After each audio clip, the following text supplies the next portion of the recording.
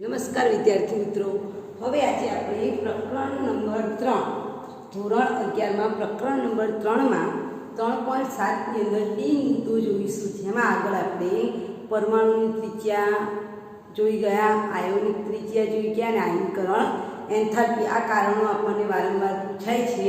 આ કારણો આપણે તૈયાર કરવાના છે.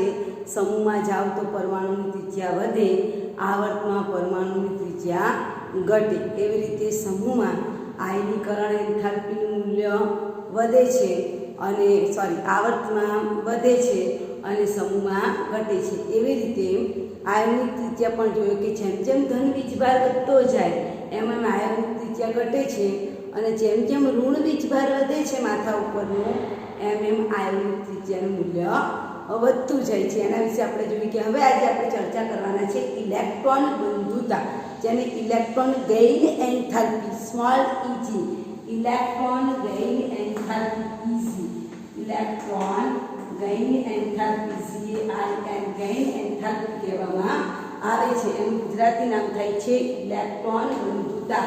તો ઇલેક્ટ્રોન પ્રાપ્તિ એન્થાલ્પી અથવા તો ઇલેક્ટ્રોન બંધુતા એટલે શું? તો આપણે આગળ કીધું છે તે પ્રમાણે વાયુરૂપ તટસ્થ પદાર્થ છે. જો 1 મોલ ઇલેક્ટ્રોન ગુમાવે તો આયનીકરણ એન્થાલ્પી અહીંયા 1 મોલ ઇલેક્ટ્રોન મેળવે. તો વાયુરૂપ તટસ્થ પદાર્થ ઇલેક્ટ્રોન મેળવીને કયો આયન બનાવે? ઋણ આયન. પેલામાં ધન આયન તો અહીંયા ઋણ આયન. વાયુરૂપ તટસ્થ પદાર્થ, વાયુરૂપ તટસ્થ પદાર્થ પરમાણુ, વાયુરૂપ તટસ્થ પરમાણુ એક ઇલેક્ટ્રોન મેળવીને અથવા તો દાખલ કરીને 1 મોલ ઇલેક્ટ્રોન દાખલ કરે ત્યારે 1 મોલ ઇલેક્ટ્રોન મેળવીને ઋણ આયન બનાવે, ત્યારે થતા એન્થાલ્પીના ફેરફારને, ત્યારે થતા એન્થાલ્પીના ફેરફારને ઇલેક્ટ્રોન પ્રાપ્તિ એન્થાલ્પી કહેવામાં આવે છે. ઇલેક્ટ્રોન પ્રાપ્તિ એન્થાલ્પી કહેવામાં આવે છે. આ ઇલેક્ટ્રોન પ્રાપ્તિ એન્થાલ્પીનું સિમ્બોલ છે delta easy, electron gain enthalpy, કે જેમાં આપણે જે પણ તત્વ આપેલું છે ઇલેક્ટ્રોન મેળવીને શું બનાવશે? ઋણ આયન બનાવે છે.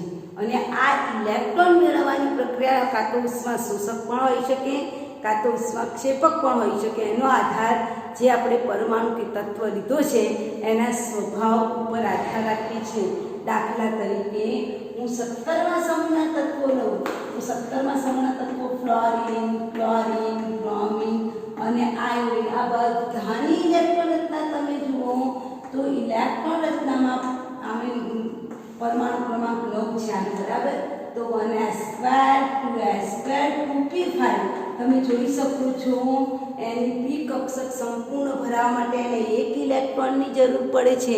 તો આ તત્વો છે 1 ઇલેક્ટ્રોન મેળવીને ઉર્જા મુક્ત કરે છે, ઘણી બધી ઉર્જા મુક્ત કરે છે, જેને આપણે કઈ પ્રક્રિયા કહીશું? ઉષ્માક્ષેપક પ્રક્રિયા કહીશું. ઘણા તત્વો એવા છે કે ઉર્જા મેળવીને ઉષ્માક્ષેપક પ્રક્રિયા કરે છે, ઉપરાંત ઇલેક્ટ્રોન પણ મેળવે છે. આ 17મા સમૂહના જે તત્વો છે એ 17મા સમૂહના તત્વો ઇલેક્ટ્રોન મેળવીને શું બનાવવાનો પ્રયત્ન કરે છે? ઋણ આયન બનાવવાનો પ્રયત્ન કરે છે.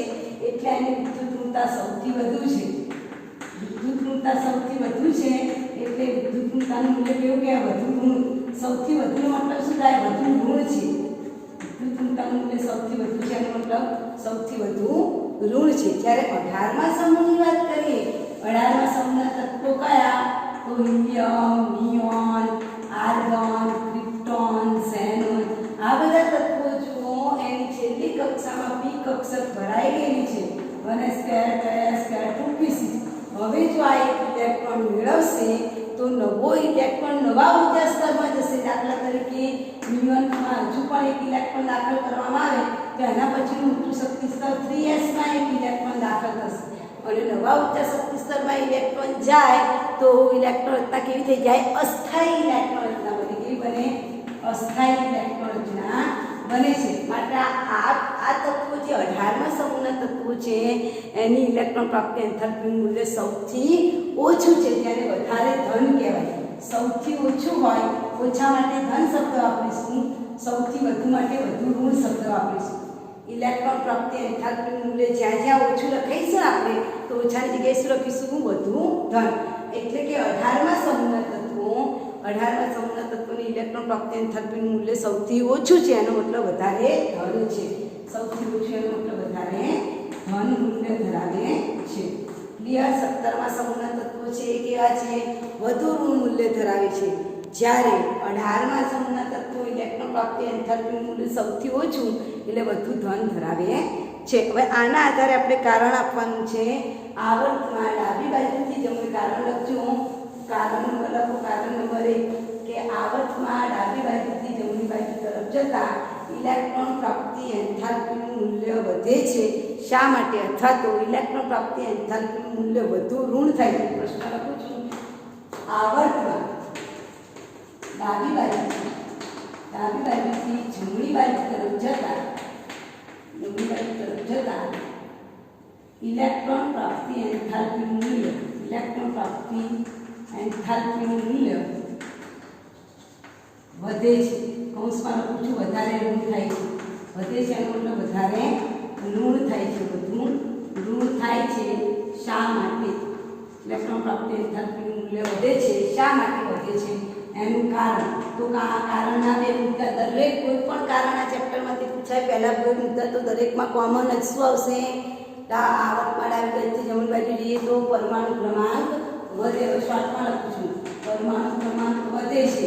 જેમ જેમ પરમાણુ ક્રમાંક વધે છે તેમ તેમ શું હશે? જેમ જેમ પરમાણુ ક્રમાંક વધે છે તેમ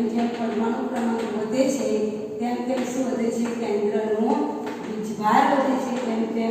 કેન્દ્રનો વીજભાર વધે છે. અને જેમ જેમ કેન્દ્રનો વીજભાર વધે છે તેમ તેમ નવી નવી કક્ષાઓ ના ઉમેરાય. આવર્ત છે જુઓ લિથિયમ 1s2 2s2 પછી આ 2p આ 1s2 આ 2s ના 2 ઇલેક્ટ્રોન આ 2p ના 6 ઇલેક્ટ્રોન 1s 2p આ 3s આ 3p તમે જુઓ બરાબર.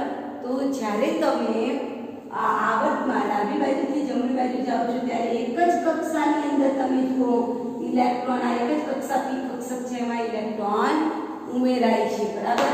નવી નવી કક્ષાઓ બનતી નથી. તો અહીંયા આપણે ખાસ લખીશું જેમ જેમ પરમાણુ ક્રમાંક વધે છે.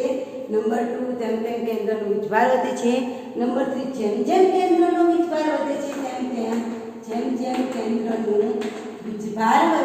તેમ તેમ નવી નવી કક્ષાઓ બનતી નથી. જેમ જેમ કેન્દ્રનો વીજભાર વધે છે તેમ તેમ નવી નવી કક્ષાઓ બનતી નથી. પરંતુ એક જ કક્ષામાં નવી કક્ષાઓ બનતી નથી. પરંતુ એક જ કક્ષામાં ઇલેક્ટ્રોનનો ભરાવો થાય છે. અને ઇલેક્ટ્રોન પ્રાપ્તિ એન્થાલ્પી અનુસાર ઇલેક્ટ્રોન શું થવા જોઈએ? મેળવવા જોઈએ. અહીંયા ઇલેક્ટ્રોન મેળવાય છે. બરાબર. ઇલેક્ટ્રોન પ્રાપ્તિ એન્થાલ્પીની વ્યાખ્યા અનુસાર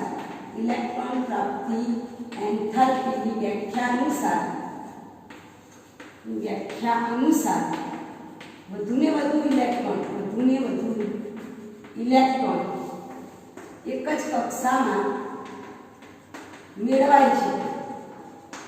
માટે ઇલેક્ટ્રોનનું કેન્દ્ર પ્રત્યેનું આકર્ષણ બળ વધે છે. ઇલેક્ટ્રોનનું કેન્દ્ર પ્રત્યે શું વધતું જશે? આકર્ષણ. વધુને વધુ ઇલેક્ટ્રોન મેળવવાના છે. એ મેળવાય છે. એક કક્ષામાં 1 નહીં 2 નહીં 3 નહીં 4 નહીં 5 નહીં 6 ઇલેક્ટ્રોન મેળવે છે. વધુને વધુ ઇલેક્ટ્રોન મેળવે છે. એટલે કેન્દ્ર પ્રત્યેનું આકર્ષણ બળ વધે છે. અને જેમ આકર્ષણ બળ વધે છે કેન્દ્ર પ્રત્યેનું આકર્ષણ બળ વધે છે અને જેમ આકર્ષણ બળ વધે છે તેમ તેમ ઇલેક્ટ્રોન પ્રાપ્તિ એન્થાલ્પીનું મૂલ્ય વધે છે. વધે છે. આ ચાર મુદ્દા દરેકમાં કમ્પલસરી લખાવા જોઈએ. બરાબર. નંબર 1 પરમાણુ ક્રમાંક વધે. નંબર 2 કેન્દ્રનો વીજભાર વધે. એક જ કક્ષામાં ઇલેક્ટ્રોન ઉમેરાય. આ કક્ષાની અંદર જેમ જેમ ઇલેક્ટ્રોન ઉમેરાતા જાય કેન્દ્ર પ્રત્યેનું આકર્ષણ વધતું જાય અને ઇલેક્ટ્રોન પ્રત્યેનું આકર્ષણ વધતું જાય એ બીજા શબ્દોમાં શું કહેવાય? ઇલેક્ટ્રોન પ્રાપ્તિ એન્થાલ્પી કહેવાય. માટે ઇલેક્ટ્રોન પ્રાપ્તિ એન્થાલ્પીનું મૂલ્ય વધે છે. ક્લિયર? સમજ પડી ગઈ? હવે એવી રીતે બીજું કારણ આપવાનું છે. સમૂહમાં ઉપરથી નીચે તરફ જતા વાત કરી. હવે આપણે સમૂહની વાત કરીશું. તો કારણ લખજો. સમૂહમાં ઉપરથી નીચે તરફ જતા કારણ લખીશું. કારણ નંબર 1 સમૂહમાં ઉપરથી નીચે તરફ જતા સમૂહમાં ઉપરથી નીચે તરફ જતા ઇલેક્ટ્રોન પ્રાપ્તિ એન્થાલ્પી, જેને ઇલેક્ટ્રોન ગેઇન એન્થાલ્પી કહેવામાં આવે છે. એનો સિમ્બોલ છે ડેલ્ટા EZH. યાદ રાખજો, ઘણી વખત પરીક્ષામાં પૂછાઈ જાય છે. ઇલેક્ટ્રોન પ્રાપ્તિ એન્થાલ્પીનું મૂલ્ય ધન મળે છે અથવા તો ઓછું મળે છે. શા માટે ઓછું મળે છે અને ધન કહેવાય? પરીક્ષામાં યાદ રાખજો, ઓછું મળે છે. સમૂહમાં ઇલેક્ટ્રોન પ્રાપ્તિ એન્થાલ્પીનું મૂલ્ય ઓછું મળે, આવર્તમાં ઇલેક્ટ્રોન પ્રાપ્તિ એન્થાલ્પીનું મૂલ્ય વધુ મળે. તો ઓછું મળે છે એને શું કહેવાય? વધુ ધન કહેવાય. ધન મળે છે. શા માટે? તો પહેલા બે મુદ્દા કોમન. નંબર 1 સમૂહમાં ઉપરથી નીચે તરફ જતા, સમૂહ એટલે lithium, sodium, potassium, rubidium, caesium, francium. આ સમૂહમાં જેમ જેમ તમે નીચે જતા જશો તેમ તેમ શું વધે છે? પરમાણુ ક્રમાંક. એટલે પહેલા બે મુદ્દા કોમન. પર જેમ જેમ સમૂહ ઉપરથી નીચે જઈએ પરમાણુ ક્રમાંક વધે, જેમ જેમ પરમાણુ ક્રમાંક વધે તેમ તેમ કેન્દ્રનો વીજભાર વધે. નંબર 1 પરમાણુ ક્રમાંક વધશે. હવે તમને આવડી જવું જોઈએ. પરમાણુ ક્રમાંક વધે છે, જેમ જેમ પરમાણુ ક્રમાંક વધે છે તેમ તેમ કેન્દ્રનો વીજભાર વધે છે. જેમ જેમ કેન્દ્રનો વીજભાર વધે છે તેમ તેમ નવી નવી કક્ષાઓ ઉમેરાય છે. પરમાણુ કેન્દ્ર 1s 2s 2p 3s જેવી નવી નવી કક્ષાઓ ઉમેરાય છે. ઇલેક્ટ્રોન કેન્દ્રથી દૂર જાય છે. મેળવવો જોઈએ. ઇલેક્ટ્રોન પ્રાપ્તિ એન્થાલ્પી ઇલેક્ટ્રોન મેળવવાનું છે, પણ અહીં ઇલેક્ટ્રોન કેવો જાય છે? દૂર જાય છે. માટે મૂલ્ય ઘટે છે. કેન્દ્રનો વીજભાર વધે છે. જેમ જેમ કેન્દ્રનો વીજભાર વધે છે તેમ તેમ નવી નવી કક્ષાઓ ઉમેરાય છે. બરાબર. અને ઇલેક્ટ્રોન કેન્દ્રથી કેવો જાય છે? દૂર જાય છે. જેમ જેમ ઇલેક્ટ્રોન કેન્દ્રથી દૂર જાય છે તેમ તેમ આકર્ષણ બળ ઘટે છે. ઇલેક્ટ્રોન પ્રાપ્તિ એન્થાલ્પીની વ્યાખ્યા અનુસાર ઇલેક્ટ્રોન મેળવવાની જગ્યાએ દૂર થાય છે. ઇલેક્ટ્રોન કેન્દ્રથી દૂર જાય છે માટે કેન્દ્ર પ્રત્યેનું આકર્ષણ બળ ઘટે છે. અને આકર્ષણ બળ ઘટે છે માટે ઇલેક્ટ્રોન પ્રાપ્તિ એન્થાલ્પીનું મૂલ્ય ઘટે છે. આપણે અહીંયા એમ કે પ્રમાણે ઇલેક્ટ્રોન મેળવવાના છે, પણ અહીંયા ઇલેક્ટ્રોન કેવા જાય છે? દૂર જાય છે. તો છેલ્લા મુદ્દામાં તમે લખી શકો કે ઇલેક્ટ્રોન પ્રાપ્તિ એન્થાલ્પીની વ્યાખ્યા અનુસાર ઇલેક્ટ્રોન મેળવવાની જગ્યાએ દૂર જાય છે. ઇલેક્ટ્રોન પ્રાપ્તિ વ્યાખ્યા અનુસાર ઇલેક્ટ્રોન મેળવવાની જગ્યાએ દૂર જાય છે માટે ઇલેક્ટ્રોન પ્રાપ્તિ એન્થાલ્પીનું મૂલ્ય ઘટે છે. જ્યારે બીજા શબ્દોમાં વધુ ધન થાય છે તેવું ધ્યાનમાં રાખજો. પરીક્ષામાં ઘટે છે. ઇલેક્ટ્રોન પ્રાપ્તિ એન્થાલ્પીનું મૂલ્ય ઘટે છે એટલે કે વધુ ધન થાય છે. ઇલેક્ટ્રોન પ્રાપ્તિ એન્થાલ્પીનું મૂલ્ય વધે ને એને ઋણ કહેવાય અને ઘટે ને એને ધન કહેવાય. ક્લિયર? સમજ પડી ગઈ? તો આ બે કારણ આપણે તૈયાર કરીશું. હવે આ ઇલેક્ટ્રોન પ્રાપ્તિ એન્થાલ્પીની વાત કરીએ તો એમાં 16મા સમૂહના તત્વો અને 17મા સમૂહના તત્વોના એના પછીના તત્વો વારંવાર તમને પૂછાય છે. 16મા સમૂહના તત્વો હું લખું છું: ઓક્સિજન, સલ્ફર, સિલેનિયમ, કેડમિયમ અને પોલોનિયમ. અને 17મા સમૂહના તત્વો હું લખું છું: ફ્લોરિન, બ્રોમિન, આયોડિન અને એટી. તો તમને કારણ પૂછાય છે કે આપણને ખબર છે ઇલેક્ટ્રોન પ્રાપ્તિ એન્થાલ્પીનું મૂલ્ય સમૂહમાં જતા કેવું થશે?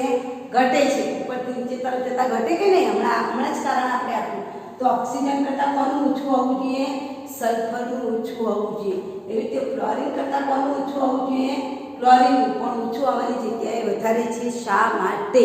તો કારણ લખજો કે ઓક્સિજન કરતાં, કારણ નંબર 3, ઓક્સિજન કરતાં સલ્ફરનું ઇલેક્ટ્રોન પ્રાપ્તિ એન્થાલ્પીનું મૂલ્ય ઓછું હોવાની જગ્યાએ વધારે છે. શા માટે? બરાબર. એવું એવું બીજું કારણ લખીશું. ક્લોરીન કરતાં કોની વિદ્યુતઋણતા વધારે છે? ઇલેક્ટ્રોન પ્રાપ્તિ એન્થાલ્પી કોની વધારે છે? ક્લોરીનની. કેમ વધારે છે? કારણ આપણે આપીએ છીએ. જો આમાં કેવું છે, સમૂહમાં ઉપરથી નીચે હાલ જ આપણે કારણ શીખ્યા. ઉપરથી નીચે જાવ એટલે ઇલેક્ટ્રોન પ્રાપ્તિ એન્થાલ્પી ઘટે ઘટે ને ઘટે. પણ આ બે કિસ્સા ઉલટા છે. એનું આપણે કારણ જોઈએ. ચાલો ઓક્સિજન. ઓક્સિજનનું પરમાણુ ક્રમાંક 8, ઇલેક્ટ્રોનના 1s2 2s2 2p. 2pમાં કેટલા ઇલેક્ટ્રોન? 4. અને જો હું આ 4 ઇલેક્ટ્રોનને અહીંયા જોઉં છું 1 2 3 અને 4. આ જે બે ઇલેક્ટ્રોન છે એના વચ્ચે અપાકર્ષણ કેવું થશે? વધુ. અપાકર્ષણ ઇલેક્ટ્રોન ઇલેક્ટ્રોન વચ્ચે અપાકર્ષણ વધુ થાય છે. અને તમને ખબર હોય તો અપાકર્ષણ વધુ થાય ને એટલે ઇલેક્ટ્રોન આવે નહીં. ઇલેક્ટ્રોન કેવો થઈ જાય? કક્ષાને છોડીને જતો રહે. અહીંયા આપણે ઇલેક્ટ્રોન મેળવવાના છે પણ વધુ અપાકર્ષણ થશે એટલે ઇલેક્ટ્રોન જતો રહેશે, મેળવાશે નહીં. અહીંયા ઇલેક્ટ્રોન વચ્ચે શું વધુ છે? અપાકર્ષણ વધુ છે. અપાકર્ષણ વધુ છે એટલે ઇલેક્ટ્રોન કક્ષાને છોડવાનો પ્રયત્ન કરે છે. એટલા માટે ઇલેક્ટ્રોન કક્ષાને છોડવાનો પ્રયત્ન કરે છે. છોડવાનો પ્રયત્ન કરે છે. માટે એનું મૂલ્ય કેવું જોવા મળે? આપણને ઓછું જોવા મળે છે. બરાબર. ઓક્સિજન કરતાં સલ્ફરની મૂલ્ય ઓછું હોવું જોઈએ પણ વધારે છે. તો ઓક્સિજનનું વધારે હોવું જોઈએ એટલે કેવું મળે છે? ઓછું મળે છે. જો ઓક્સિજનમાં મેં કારણ આપ્યું, ઓક્સિજનમાં 2p કક્ષકમાં 4 ઇલેક્ટ્રોન છે તો એમાં px કક્ષકમાં 2 ઇલેક્ટ્રોન વચ્ચે શું થાય છે? અપાકર્ષણ વધુ થાય છે. અપાકર્ષણ વધુ થાય એટલે ઇલેક્ટ્રોન મેળવવાની જગ્યાએ કેવો જશે? દૂર થવાનો પ્રયત્ન કરે છે. માટે એની ઇલેક્ટ્રોન પ્રાપ્તિ એન્થાલ્પીનું મૂલ્ય ઓછું છે. કોનું? ઓક્સિજનનું મૂલ્ય ઓછું છે. બરાબર. ચાલો હવે સલ્ફરની વાત કરીએ. એનું ઓછું હોવાની જગ્યાએ વધારે છે તો સલ્ફરનું પરમાણુ ક્રમાંક બધાને ખબર છે કેટલો થાય? 16. ઇલેક્ટ્રોનના 1s2 2s2 2p6 3s2 3p. 3pમાં કેટલા ઇલેક્ટ્રોન છે? 4 ઇલેક્ટ્રોન. અને અહીંયા જો ક્વોન્ટમ નંબર n બરાબર 2 છે. એક કેન્દ્રની વધુ નજીક છે અને ઇલેક્ટ્રોન વચ્ચે અપાકર્ષણ છે. જ્યારે આમાં ક્વોન્ટમ નંબર n બરાબર કેટલો છે? 3 છે. પહેલા આપણે એની ઇલેક્ટ્રોન રચના લખીશું કે સલ્ફરની ઇલેક્ટ્રોન રચનામાં છેલ્લો ઇલેક્ટ્રોન p કક્ષકમાં દાખલ થાય છે. પરંતુ આ જે p કક્ષક છે એ 2p કક્ષક કરતાં થોડીક દૂર છે. એનો મતલબ કેન્દ્ર પ્રત્યેનું એનું જે આકર્ષણ બળ છે એ અપાકર્ષણ બળ એટલું બધું વધારે નથી. અપાકર્ષણ 3p કક્ષકમાં અહીંયા પણ p કક્ષકમાં જે ઇલેક્ટ્રોન છે એમાં અપાકર્ષણ થાય છે પણ કેવું થાય છે? અપાકર્ષણ ઇલેક્ટ્રોન વચ્ચેનું અપાકર્ષણ ઓછું છે. આટલું શબ્દ લખવાનું. અપાકર્ષણ કેવું જોવા મળે છે? ઓછું જોવા મળે છે. ઇલેક્ટ્રોનનું અપાકર્ષણ ઓછું જોવા મળે માટે ઇલેક્ટ્રોન પ્રાપ્તિ એન્થાલ્પીનું મૂલ્ય વધે છે. ઇલેક્ટ્રોન પ્રાપ્તિ એન્થાલ્પીનું મૂલ્ય વધે છે. ફરીથી રિપીટ કરું છું. ઓક્સિજન છે એમાં ક્વોન્ટમાંક નંબર n બરાબર 2 છે. કેન્દ્રની વધારે નજીક છે. ઉપરાંત એમાં ઇલેક્ટ્રોનનું અપાકર્ષણ મેક્સિમમ છે એટલે એની ઇલેક્ટ્રોન પ્રાપ્તિ એન્થાલ્પીનું મૂલ્ય ઓછું છે. જ્યારે સલ્ફરનો ક્રમ નંબર 3 છે, ત્રીજા નંબરની કક્ષામાં છે એટલે કેન્દ્રથી થોડો દૂર છે. ઉપરાંત એમાં ઇલેક્ટ્રોન વચ્ચેનું અપાકર્ષણ કેવું જોવા મળે? ઓછું જોવા મળે એટલે ઇલેક્ટ્રોન દૂર ના થાય, સચવાઈ રહે છે. માટે એની આયનિક એન્થાલ્પીનું મૂલ્ય વધુ છે. ઇલેક્ટ્રોન પ્રાપ્તિ એન્થાલ્પીનું મૂલ્ય વધુ જોવા મળે. એવી રીતે ચોથું કારણ હતું ફ્લોરિન કરતાં ક્લોરીનનું. એ બીજું કારણ હતું. ચોથા નંબરનું કારણ નંબર 4. આ બધી સેમ જ છે. કારણ નંબર 4 શું લખીશું? ક્લોરીન કરતાં ક્લોરીનનું ઇલેક્ટ્રોન પ્રાપ્તિ એન્થાલ્પીનું મૂલ્ય ઓછું હોવાની જગ્યાએ એટલે આનો મતલબ કે ફ્લોરિન કરતાં ક્લોરીનનું ઓછું હોવું જોઈએ. પણ ઓછું નથી, વધારે છે. હોવું જોઈએ પણ વધુ છે. શા માટે? ઓછું હોવાની જગ્યાએ વધારે છે. શા માટે? શા માટે? હવે આપણે આ કારણ સમજી શકીએ છીએ. ચાલો. ક્લોરીનનો પરમાણુ ક્રમાંક 9, ઇલેક્ટ્રોનના 1s2 2s2 2p5. બરાબર. p કક્ષકની અંદર જે બે ઇલેક્ટ્રોન છે એના વચ્ચેનું અપાકર્ષણ વધારે છે. 3 4 અને 5. n બરાબર 2 નંબરની કક્ષા કેન્દ્રની વધુ નજીક છે અને ઇલેક્ટ્રોન વચ્ચેનું અપાકર્ષણ કેવું છે? વધારે છે. ઇલેક્ટ્રોન વચ્ચેનું અપાકર્ષણ વધુ છે એટલે ઇલેક્ટ્રોન પ્રાપ્તિ એન્થાલ્પીનું મૂલ્ય ઘટે છે. એન્થાલ્પીનું મૂલ્ય વધે છે. બરાબર. એવી રીતે અહીંયા ક્લોરીનની વાત કરીએ. ક્લોરીનનું પરમાણુ ક્રમાંક કેટલો? 17. ઇલેક્ટ્રોનના 1s2 2s2 2p6 3s2 3p5. અહીંયા n બરાબર કેટલા નંબરની કક્ષા છે? 3 નંબરની કેન્દ્રથી થોડીક દૂર છે. અને p કક્ષકની અંદર જે ઇલેક્ટ્રોન વચ્ચેનું અપાકર્ષણ છે એ અપાકર્ષણ કેવું છે? ઓછું છે. એ સેમ કારણ અપાકર્ષણ ઓછું છે માટે ઇલેક્ટ્રોન પ્રાપ્તિ એન્થાલ્પીનું મૂલ્ય વધે છે. પ્રાપ્તિ એન્થાલ્પીનું મૂલ્ય વધે છે.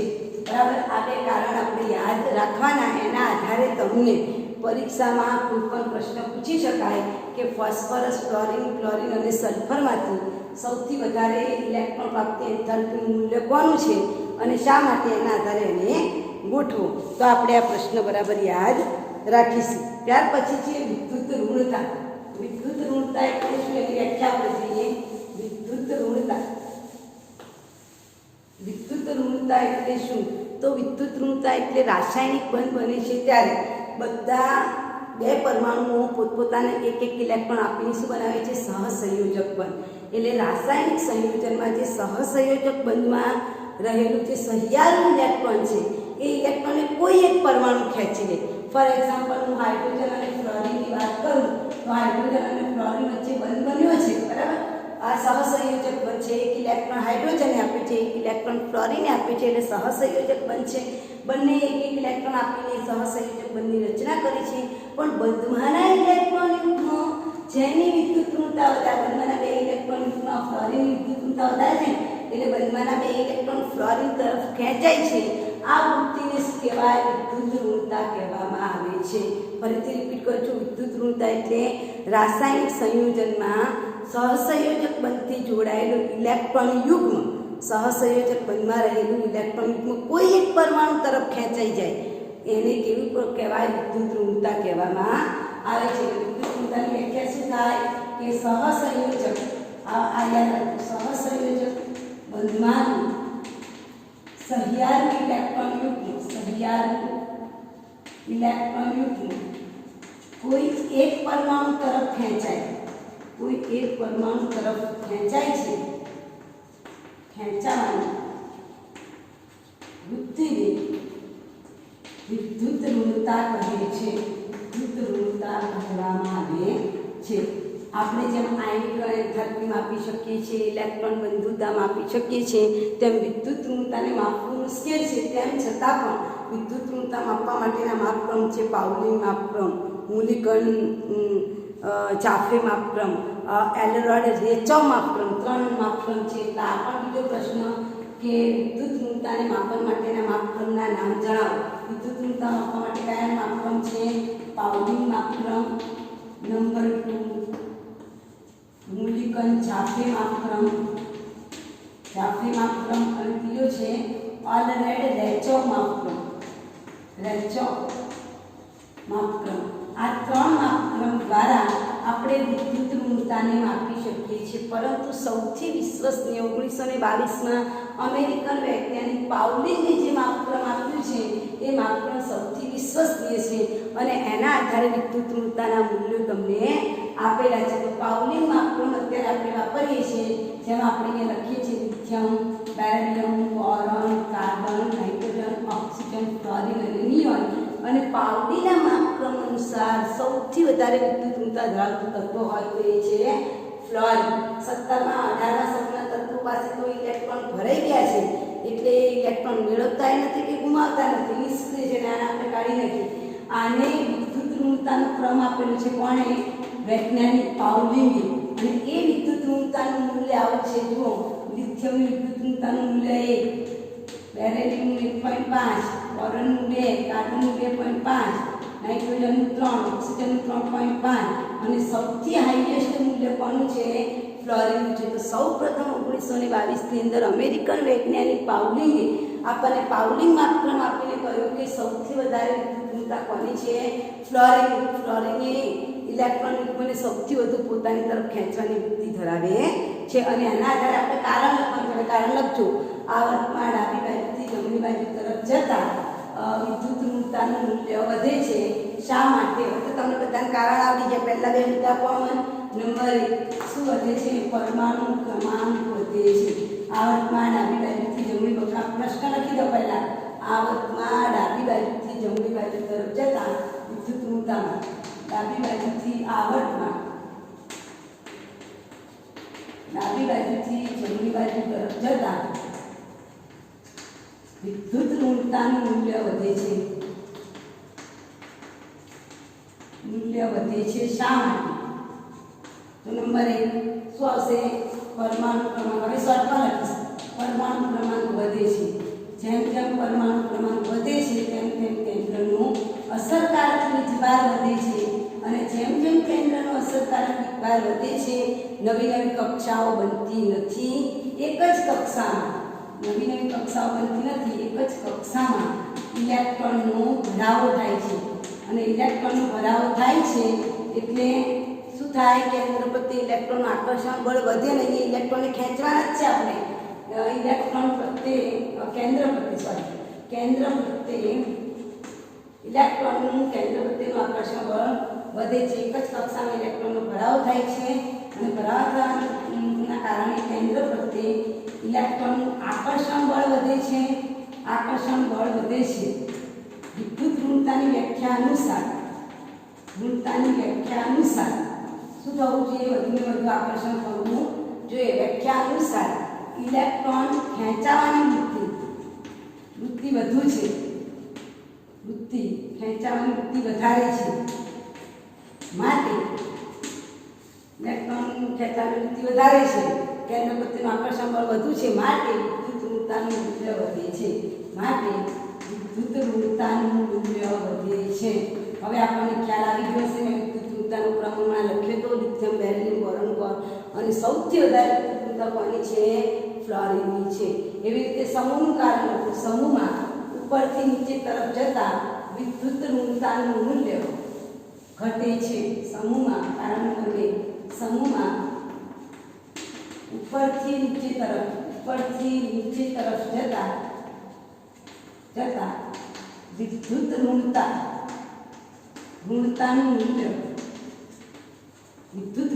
મૂલ્ય ઘટે છે. શા માટે? તો નંબર 1 શું આવશે? પરમાણુ ક્રમાંક વધે છે. જેમ જેમ પરમાણુ ક્રમાંક વધે છે તેમ તેમ કેન્દ્રનું વીજભાર વધે છે. જેમ જેમ કેન્દ્રનો વીજભાર વધે છે તેમ તેમ નવી નવી કક્ષાઓ ઉમેરાય છે.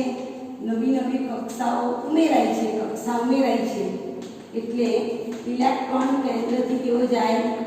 કેન્દ્રથી દૂર જાય છે. એનો મતલબ આકર્ષણ બળ ઘટે છે. અને આકર્ષણ બળ ઘટે છે તો ઇલેક્ટ્રોન વિદ્યુત ઋણતાની વ્યાખ્યા અનુસાર ઇલેક્ટ્રોન ખેંચવાના છે. ઇલેક્ટ્રોન કેવા જાય છે? દૂર જાય છે. માટે ઇલેક્ટ્રોન પ્રાપ્તિ વિદ્યુત ઋણતાનું મૂલ્ય ઘટે છે. બરાબર? તો આપણે આ ધ્યાનમાં રાખીશું. આના આધારે આપણને શું ખબર પડે? તો આ એક વસ્તુ ખબર પડે. જુઓ અહીંયા હું દોરું છું. આવર્તમાં કઈ વસ્તુ ઘટે છે? તો આવર્તમાં એક જ વસ્તુ ઘટે. નંબર 1 શું ઘટે? પરમાણુની ત્રિજ્યા ઘટે. બાકી બધી વસ્તુ વધે. આયનીકરણ એન્થાલ્પી વધે. બરાબર? આયનીકરણ એન્થાલ્પી વધે. બીજું શું વધે?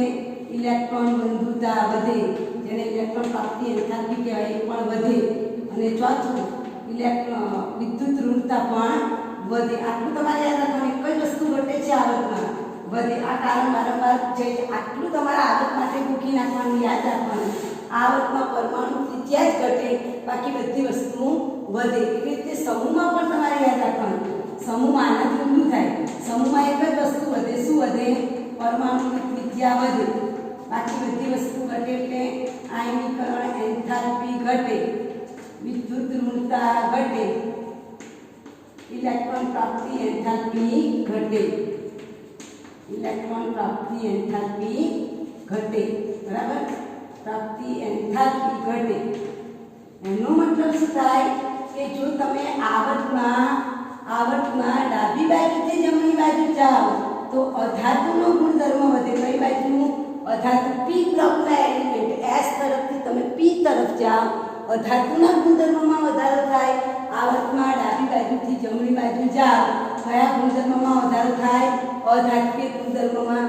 અને તમે જમણી બાજુથી ડાબી બાજુ આવો તો કયા ગુણધર્મમાં વધારો થાય? ધાતુના ગુણધર્મ. એવી રીતે સમૂહમાં ઉપરથી નીચે તરફ જાઓ, સમૂહમાં ઉપરથી નીચે તરફ જતા ધાતુના ગુણધર્મમાં શું થશે? વધારો થશે. અને નીચેથી ઉપર તરફ જાઓ તો કયા ગુણધર્મમાં વધારો થાય? અધાતુના. આ તમારે બરાબર મગજમાં ફિટ રાખવાનું છે. ફરીથી રિપીટ કરું છું, આ બાજુ પર આવર્ત આવે એટલે પરમાણુ ત્રિજ્યા ઘટે, બાકી બધું જ વધે. સમૂહમાં પરમાણુ ત્રિજ્યા વધે, બાકી બધા ફેક્ટર ઘટે. એવી રીતે ડાબી બાજુથી જમણી પી બ્લોક એલિમેન્ટ્સ આવે એટલે યાદ રાખવાનું અધાતુ ગુણધર્મ વધે. જ્યારે સમૂહમાં ઉપરથી નીચે તરફ જતા કયો ગુણધર્મ વધે? ધાતુનો ગુણધર્મ વધે છે. હવે આના આધારે તમારે એક્સરસાઇઝ સોલ્વ કરવાની છે. આવતીકાલે આપણે આનો છેલ્લો ટોપિક જોઈશું, સંયોજનો બનાવવાના કેવી રીતે છે અને સંયોજકતા એટલે શું. ઓકે.